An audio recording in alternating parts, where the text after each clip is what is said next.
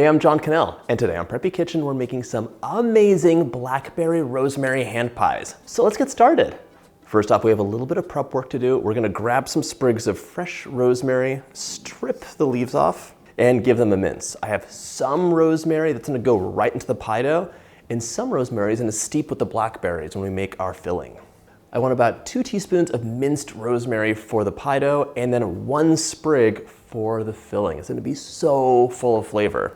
Once your leaves are off, give them a nice mince. You don't want a giant piece of rosemary in your mouth, just a little tiny bit goes a long way. Herbs like rosemary and thyme can add so much flavor to your desserts. I love adding a little bit of thyme into my apple cakes. It's in the book too. And rosemary is delightful, but you just have to be careful not to use too much. If you do, it kind of goes into the cough syrup territory, which you don't want. That's a beautiful mince. Now it's time to get our dry ingredients together. Into a large bowl, I'm adding 3 cups or 360 grams of all-purpose flour. This recipe takes advantage of delicious blackberries. Look at my eyes, not the counter. Which are in season, of course, in the summer. And it just so happens to be from the summer chapter of my book. So if you have a copy, open it up to page 278 and bake along with me. Measuring out my 2 teaspoons of minced rosemary. In you go. The smell is amazing. Time for 2 tablespoons of granulated sugar. You don't want a ton of sweetness in the pie dough. It should really be almost a nice contrast to that wonderful sweet filling. 30 grams. Time for half a teaspoon of kosher salt. In you go. Grab a whisk, and we're just gonna say goodbye to our scale. And mix, mix, mix, mix, mix. That's whisked up. Now it's time to grab our butter and ice water. You want half a cup plus 6 tablespoons of butter. You might be able to tell this is European style butter. It is more fat. It's more butter fat, less water. And that just means that it's gonna really give you a flakier pie crust. A lot of times it doesn't really matter what butter you use in a recipe, but when you're making pastry, that's when you're like, okay, I'm gonna get the European style butter, or even like reduce my butter. Add your cubed butter in. Ooh, I love the sound of butter plopping into flour. Just give us a little toss so nothing sticks together too much. It's time to work the butter. I always do this with my hands. You could use a pastry blender if you're not into the tactile stuff. But if you use your hands, you just get so much more control if you do it by hand. Because I want everything from tiny little like mini peas all the way to big almond-sized pieces of butter like this. And I also like to take my cubes of butter and flatten them out. As you break the butter up into smaller pieces, you'll notice all those little specks of rosemary getting worked into, and oh my gosh, when it bakes, the rosemary kind of like fries in the butter and just gives you so much flavor. It's gonna be really, really good. My butter is just about worked in. Now it's time for the ice water. We're gonna start with 6 tablespoons, a tablespoon at a time. Just drizzle it in and mix as you go. You wanna have like little drops of water everywhere. And this is the part where people get really hung up on just like, oh my gosh, I don't wanna add too much water and I know it's bad. Yes, yes, yes, it's bad, but so is having a pie dough that doesn't stick together, it's all crumbly. If a recipe tells you to add in like X amount of water, add that in, like a tablespoon at a time, but then if it's not enough, keep adding water until it comes together. Just give it a good toss every once in a while. If you have cold hands like I do, and you don't mind a mess, you can also use your fingers. The mixture is getting significantly shaggier, so I know it's almost there. This is good, so here's the deal. This is how you cheat.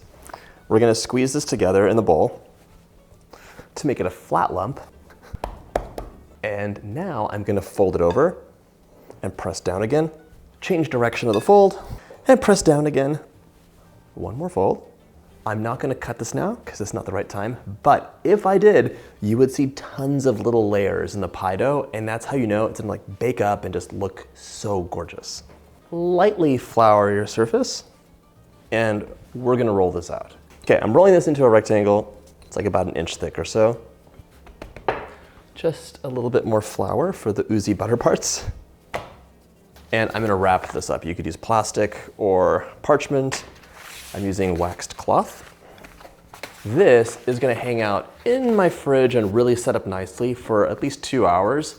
While that's setting up, let's make the blackberry filling. Grab a small pot, and into it, we're gonna add 6 ounces or 172 grams of delicious, amazing, fresh blackberries. In you go. I also want 1 sprig of rosemary. We're gonna sweeten this up and make it a little bit more jammy with a 1/4 cup or 50 grams of granulated sugar. Grab a fork, or you could use a potato masher, and we're just going to kind of get this started. Ooh, they splatter, so be careful. You need 1 blackberry for the glaze. So if you only bought 6 ounces, set 1 aside, and if you have more, you're golden. If you want to be extra generous with your filling, go ahead and double the filling recipe so you can have lots of it to use, and if there's any extra, you can spread it on toast or a scone and be completely overjoyed. These are all mashed up. You have 2 choices now. You can let this sit and just kind of hang out and have some flavors move around in the pot for 15 minutes, or you can put it right onto heat if you're in a hurry. But I'm gonna let this sit, and while I do, it's time to get the little cornstarch mixture together that we're gonna add in later. So let's grab a lime or a lemon and some cornstarch. This won't just thicken things up. The lime is really gonna add so much zing and flavor. And sometimes you buy some blackberries and they look beautiful, but they don't have a ton of flavor to them. So this just adds to that depth of flavor. It gives you some nice zing and lifts the whole thing up. It's an insurance policy, if you will. So you want about a tablespoon of lime juice, I'm just eyeballing it, and 1 teaspoon of cornstarch. Just a little bit is all you need. Mix that up into a slurry, and I'm warning you, you'll probably have to mix it up again one more time because the cornstarch settles into a weird gel. All mixed up, let's set this aside so it's ready for later. Oh my God, that tastes so good. Time to set this over heat, medium-low for about 10 minutes. You're gonna grab the cutest spoon you can find and stir frequently so it doesn't burn. I was so excited to include this recipe in the book because 1, blackberries are so delicious, and a lot of us like just eat them, put them in parfaits, or like, when's the last time you've had a blackberry pie? Probably not ever, because you need so many for a big pie. But the nice thing is they're so packed with flavor, you don't need that much to pack a big punch. So these hand pies give you that amazing, perfect pastry crust, kissed with rosemary, and then on filling, it's this jammy, syrupy, delicious blackberry filling. It's a celebration of one of my favorite flavors of summer. And if you're having a party, you can make these ahead of time and then just bake them off when people come over. So it's like the easiest thing to do as a host. This is starting to really reduce. I wanted to get a lot of the water out and just concentrate the flavor so it's nice and syrupy and delicious. And by the way, if you're like, oh, I don't love the rosemary flavor that much, but I want to try it out, take the rosemary sprig out like towards the beginning or the middle of your cook time, and it won't infuse that much flavor. Once it's nice and thick, it's time to add your cornstarch mixture in. Just give it a stir first because everything settles. Pour that right in. And now you just need to stir for about a minute while cooking. Once you see like a trail left by your spoon and you can like lift the spoon up and just see, oh my gosh, that's a filling, it's time to cool. All right, it's off heat, but this pot is screaming hot and I don't want to melt my pastry, so let's cool the filling down. The color is gorgeous. The taste is amazing. And now you can let this hang out on the counter until it's room temperature, or you could even pop it into the fridge. Either way, it'll be fine. It just can't be too hot when we assemble. Set this aside and we'll be back with some magic. Towards the end of your chill time, preheat your oven to 425 Fahrenheit so it's nice and hot. And also take your pastry out. Probably is a little bit too cold at this point, and it needs like a minute or 2 on the counter just to warm up so it doesn't crack when you roll it. Ooh, speckled with butter and rosemary, it looks amazing. It'll look even more amazing if it doesn't stick to the counter. So I'm using a pastry mat, which is a silicone mat you can lift up, and a little bit of flour to lightly dust it. Pop that on. I'm gonna roll this to about 1/8 of an inch thick. I'm using my special little rolling pin with bumpers so I get exactly that. But if it's a little bit thicker, it doesn't really matter. So roll this out. You can see it's not cracking right now, which means it's a great temperature. Oh my gosh, you can smell butter and rosemary, a little sugar. And always make sure to move your pastry around a bit. You can hide a little bit more flour underneath if it feels sticky. Switching pins to a bigger one. Okay, this is what's nice about the pastry mat. You can lift it up, flip it upside down, move it around. You don't have to be scared things are gonna stick. Before you cut, lift this up and flour really well. Well, not really well, but give it some flour so that it doesn't stick when you cut the circles out. It's very frustrating when that happens. Also, 3.5-inch circle cutter. Dip that in flour occasionally and clean it off. So start cutting. Transfer that to a parchment-lined baking sheet and just repeat. Make sure you occasionally keep flouring your cutter. You'll definitely have some scraps. Try to be efficient, but you can re-roll the scraps to get all those circles cut. All right, my circles are cut out. It's time for a little easy egg wash. So 1 egg and 1 teaspoon of water to thin it out. This will be the glue that holds things together, and it'll also give us a golden shiny finish. Now use your egg wash and let's brush the edge so it's nice and sealed. Not too much, just enough so that when you pinch it closed, it stays closed and doesn't leak. 1 tablespoon of the filling goes right in the middle. Now use the remaining tops to cover these guys up, and we're gonna pinch them closed to seal.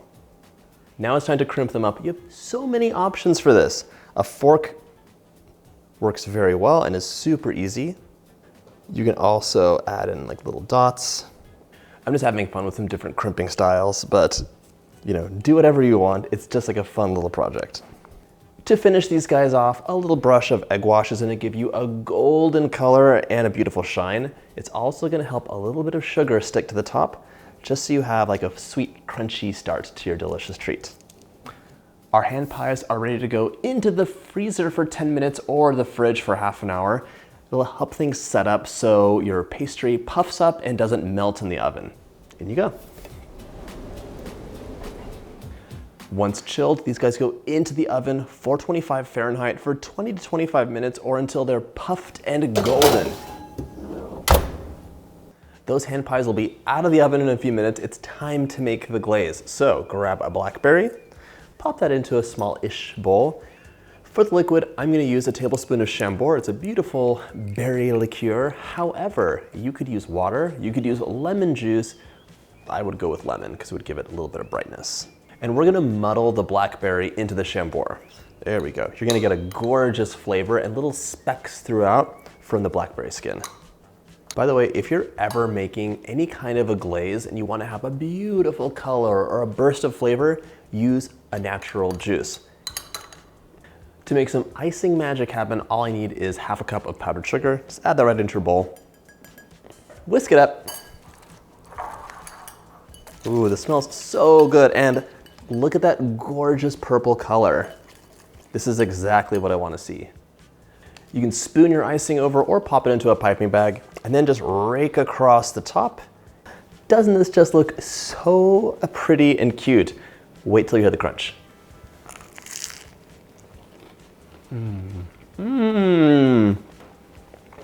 Look at the inside, brimming with this jammy goodness and the crunchy pastry with that rosemary throughout and all the blackberry amazingness is just a treat you have to try. I hope you get a chance to make this recipe from my book. And if you like this video, check out my book playlist.